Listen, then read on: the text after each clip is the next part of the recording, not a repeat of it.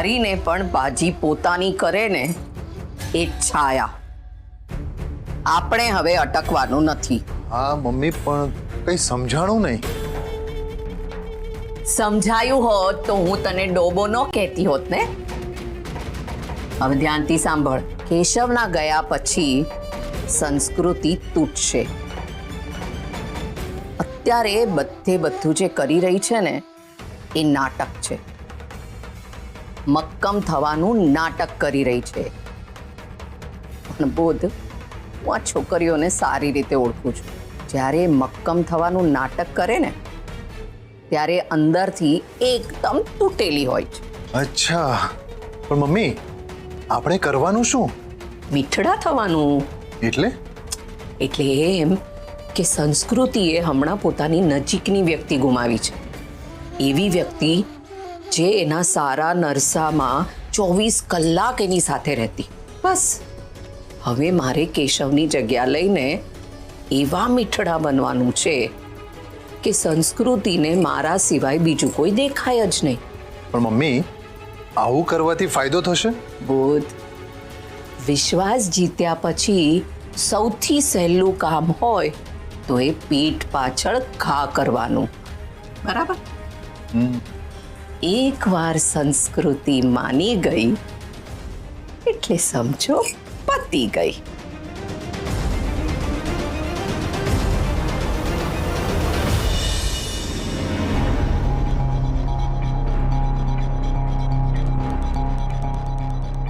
કઈ સમજાતું નથી, કઈ ખબર નથી પડતી શું ચાલે છે. આમાંથી બધું શોધવાનું છે, ક્લિયર કરવાનું છે. પણ સૌથી પહેલા કેશવ જીવે છે કે નહીં એ જાણવાનું છે.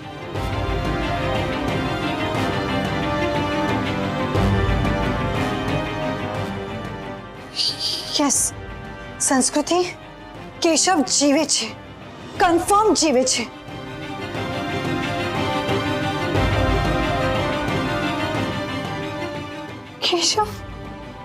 કેશવ છે ક્યાં?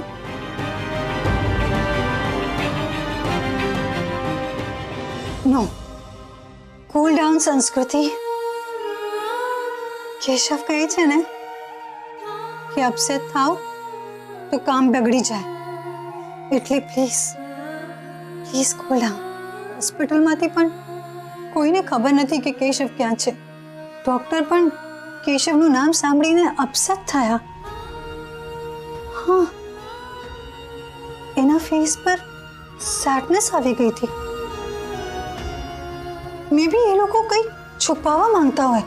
હોસ્પિટલ પહેલા કેશવ ક્યાં હતા?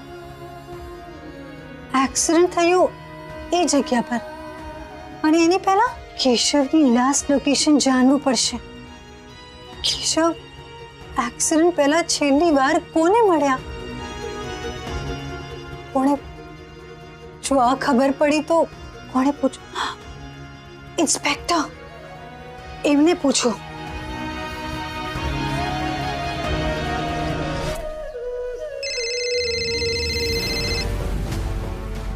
हेलो हेलो इंस्पेक्टर, હું સંસ્કૃતિ.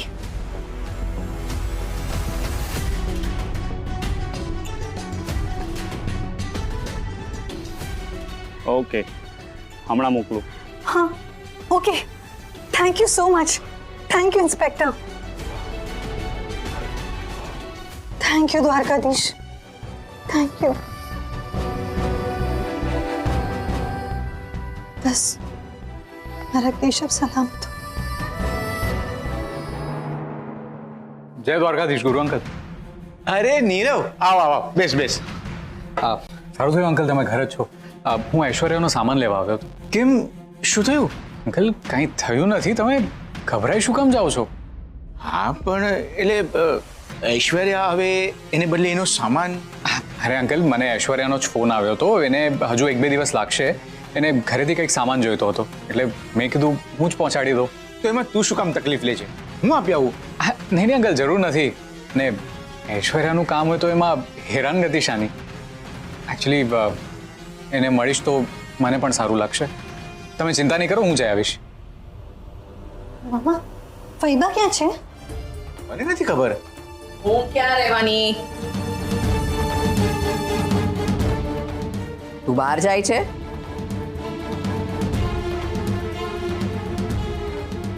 નીરવ, 2 મિનિટ, હું જરા હિસાબ પતાવી દઉં. શીટ જાય છે. જો દ્વારકા ફરસાણના નામે ખોટું બોલી હતી એમ પાછું ખોટું ના બોલતી. ફૈબા કેશવના ચંદ્રિકા માસીને ત્યાં. ચંદ્રિકા માસી એ કોણ છે? રોહિણી મામી ઘર છોડીને ભાગી ગયા હતા ને ત્યારે જેના ઘરમાં છુપાયા હતા એ ચંદ્રિકા માસી. કેશવની ખબર પડ્યા પછી એ રડ્યા જ કરે છે.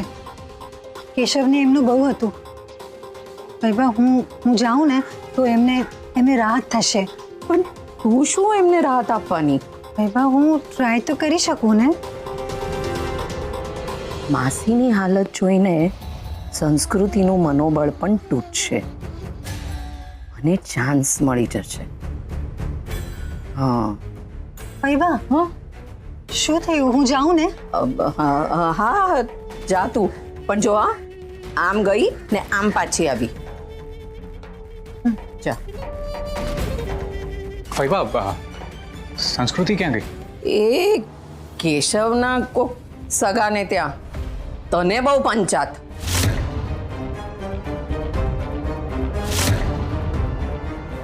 કેશવના સગાને મળવા? નીરવ, હા ચાલ તને ઐશ્વર્યાનો સામાન આપી દો.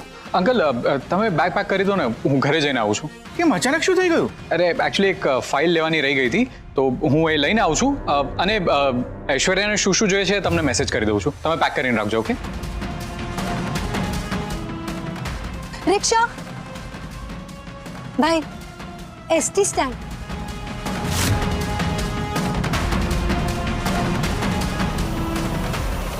હા મમ્મી, પાક્કું. તમે પ્લીઝ પૈસાની ચિંતા નહીં કરો. હું જલ્દીથી જલ્દી પૈસાનું અરેન્જમેન્ટ કરીને ઘરે આવી રહી છું. આઈ પ્રોમિસ. હા મમ્મી, બહુ સારું કામ મળ્યું છે અને બહુ મોટી રકમ મળવાની છે. આપણે જલ્દીથી જલ્દી તારી ટ્રીટમેન્ટ કરાવી લઈશું. મમ્મી પ્લીઝ તમારું ધ્યાન રાખજો અને તમને કંઈ પણ જરૂર હોય તો મને જણાવજો.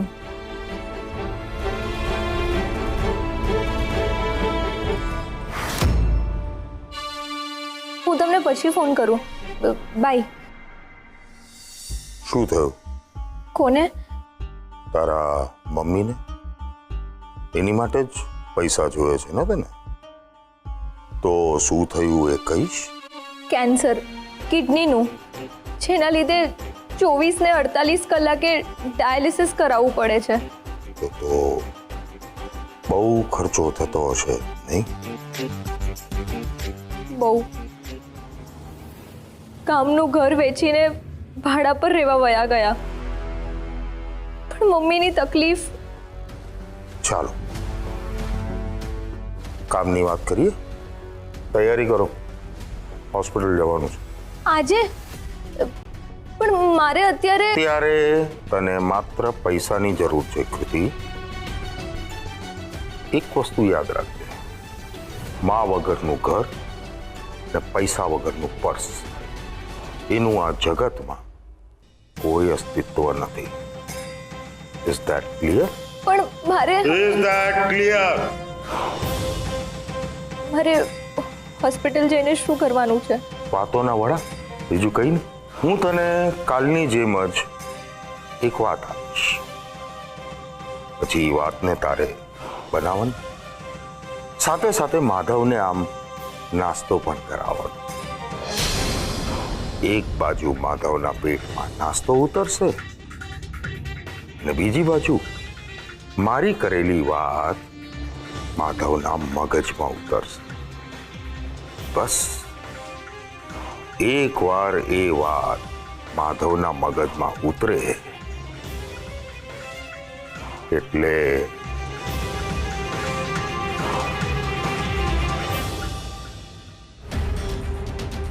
કાકા, તમે આમને જોયા છે? જુઓ ને.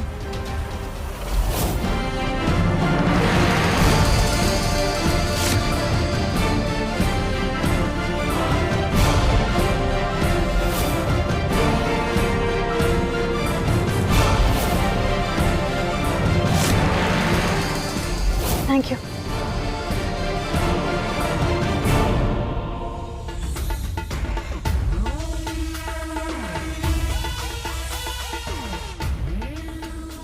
હલો સાંભળ, થોડા દિવસ માટે ગુજરાત છોડી દે. ઇમિડિયેટલી અંડરગ્રાઉન્ડ થઈ જા. મુંબઈ, બેંગ્લોર, જ્યાં જવું હોય ત્યાં જા. અને પૈસાની ચિંતા નહીં કરતો. સવાલ પૂછવાનું બંધ કર. તને જેટલું કીધું છે એટલું કર. ફોન મૂક.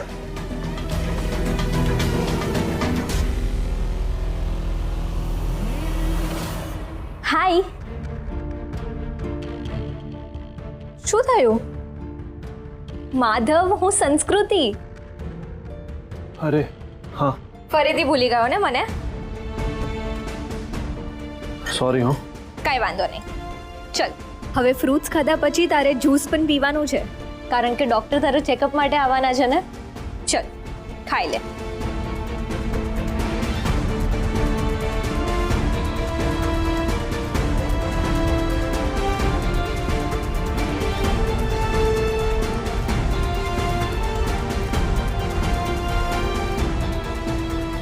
હજી મારે અહીંયા કેટલું રોકાવાનું છે?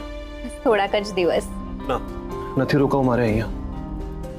મેં જ્યારથી આંખ ખોલી છે, 3 લોકો ગુજરી ગયા છે અહીંયાથી. 2 જણા કે જે ઠીક ના થઈ શક્યા એ ઘરે પાછા જતા રહ્યા. આ જગ્યા છે ને, મને બહુ ખરાબ લાગે છે. વાંધો નહીં માધવ, આપણે કાલ સવાર સુધીમાં તારો રૂમ ચેન્જ કરાવી લઈશું. અને આમ પણ તને હવે સારું લાગે છે ને? કાકાની બધી પ્રાર્થનાઓ અને માનતાઓ ફળી છે. ને ખબર છે માધવ, તું જ્યારે નાનો હતો ને ત્યારે તારા મમ્મી પપ્પા ગુજરી ગયા. પછી કાકાએ તને એકલા હાથે મોટો કર્યો છે. નાનામાં નાની વાતમાં પણ કાકા તારો વિચાર કરે છે. અને હું તું તો કાકાને ભગવાન જેવું માન આપે છે. કાકાએ તને મોટો કરવા માટે એમને બધી જ ઈચ્છાઓ ને બધા સપનાઓ ભૂલી ગયા. એમની માટે તો તું જ એમનો કેન્દ્ર બિંદુ ને તું જ એમનો ધ્રુવ તારો. તને ખબર છે માધવ, આજે પણ તું એમની દુનિયા છે. તું ભાનમાં નહોતો આવ્યો ને ત્યાં સુધી એમને એક દાણો પણ નહોતો નાખ્યો અનાજનો એમના મોઢામાં. અને આ બધું હું તને એટલે કહી રહી છું કારણ કે ત્યાં બધું જોયું નથી. કાકા સાચા અર્થમાં તારી માં બનીને ફરીથી તારા પડખે ઊભા રહ્યા છે.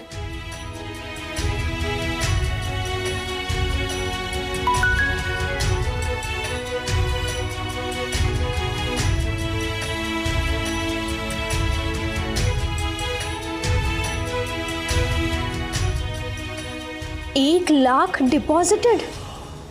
અભિમન્યુ આચાર્ય.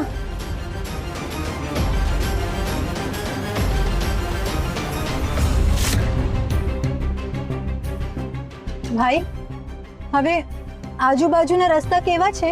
છેલ્લા 10 વર્ષમાં આ રસ્તા બહુ સરસ થઈ ગયા છે. અને એમાંય પાછો રાજકોટ વાળો હાઈવે 3 વખત રિપેરિંગ કરે છે. પણ બેન, તમે આ બાજુના લાગતા નથી. હા, હું દ્વારકાની છું. હા, મને લાગ્યું. પણ બેન, અહીંયા કેમ આવવાનું થયું? કામ હતું. ભાઈ, મને કહેશો કે છેલ્લા 15 દિવસમાં અહીંયા કોઈ એક્સિડન્ટ થયું? હા, 15 દિવસ પહેલા અહીંયા એક જોરદાર એક્સિડન્ટ થયો હતો અને આપણે એ જ રસ્તા પર જઈ રહ્યા છીએ. બેન, અહીંયા જ એક્સિડન્ટ થયો હતો. અહીંયા ઊભી રાખો પ્લીઝ. અહીંયા જ એક્સિડન્ટ થયો હતો.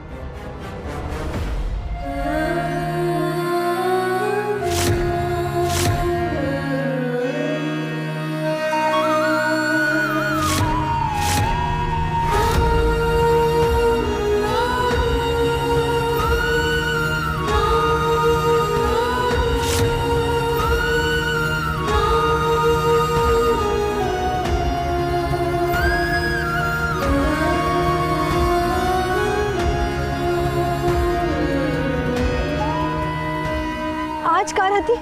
હા, આ જ કાર હતી. તમે કેવી રીતે કહી શકો છો કે આ જ ગાડી હતી?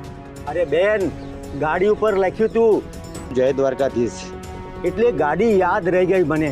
અરે બેન, એક્સિડન્ટ એટલો જોરદાર હતો ને કે આખો રસ્તો બ્લોક કરી નાખ્યો હતો. અને હું આ જ રસ્તેથી જતો હતો, પણ મને જવા ન દીધો. પછી મેં રિક્ષા સાઈડમાં ઊભી રાખી અને હું જોવા ગયો ત્યાં.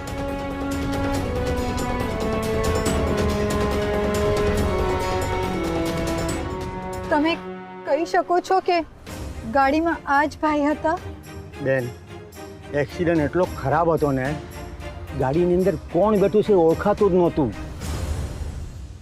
અને બંને ગાડીના એટલા કચ્ચર ઘાણ એક્સિડન્ટ થઈ ગયા હતા ને, લાશ બહાર નહોતા કાઢી શકતા.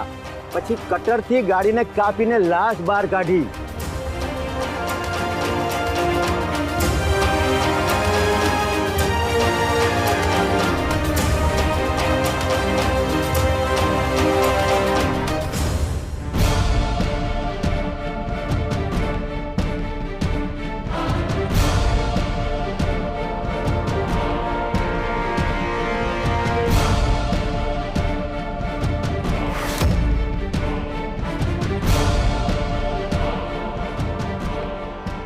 નીરવ અહીંયા કેમ? કાલે ડિનર ટાઈમે એ મને જાણી જોઈને પોક કરતો હતો, વિચ મીન્સ નીરવ મારી પાછળ છે, એ મારો પીછો કરે છે. અને માણસ પાછળ ત્યારે જ આવે જ્યારે એને પકડાઈ જવાનું ડર હોય. ઇટ મીન્સ હું સાચી દિશામાં છું.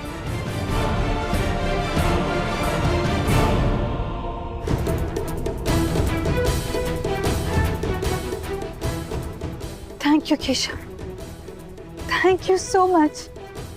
હું તમારા સુધી પહોંચીશ ફોર શ્યોર.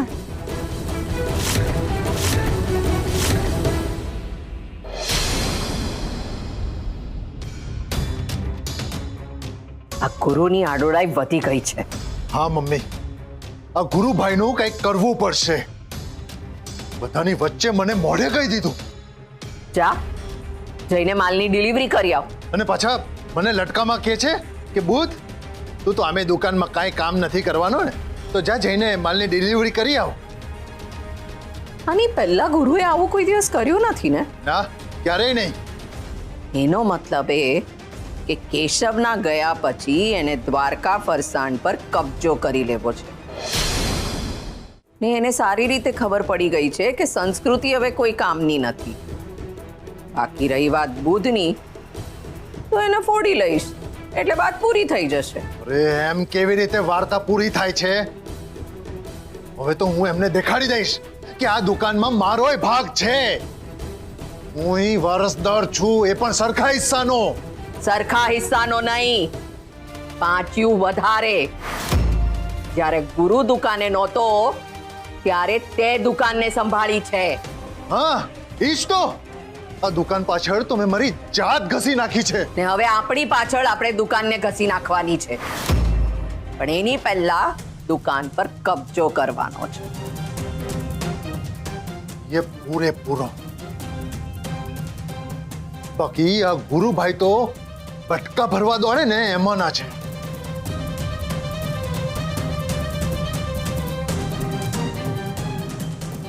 મમ્મી, શું વિચારો છો? ઓમ શાંતિ શાંતિ શાંતિ.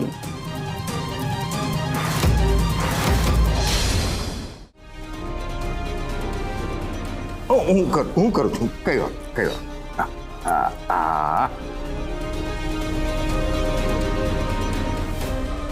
જો માધવ બેટા, આપણે છે ને હવે આઈસીયુમાંથી અહીંયા વોર્ડમાં આવી ગયા છીએ, કે અને બહુ જલ્દી આપણે ઘરે પણ પહોંચી જશું અને પછી તું સરસ જલ્દી ઠીક થઈ જઈશ. જો પાછો મને ભૂલી ગયો ને તું. આ અભિમન્યુ સાહેબ, તમારા કાકા યાદ આવ્યું? જો યાદ આવી ગયું. ડૉક્ટર સાહેબ, આપણે બહાર જઈએ, મારે તમારી સાથે જરા વાત બી કરવી છે. અરે પણ અભિમન્યુ સર, માધવનું પ્રોગ્રેસ તો જો. એને જોઈને કોઈ કહી નહીં શકે કે આ છોકરાનું આટલું ડેન્જર એક્સિડન્ટ થયું હતું.